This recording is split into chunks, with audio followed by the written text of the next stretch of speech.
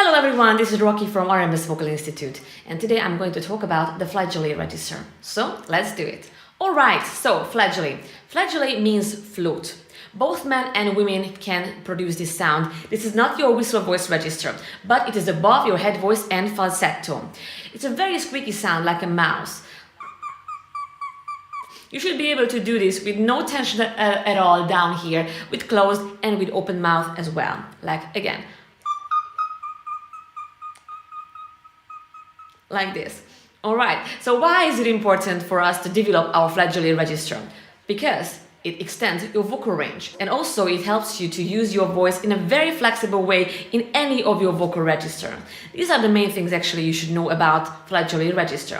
I really hope it helped you. If you have any questions, please post below the video, and see you all in the next video.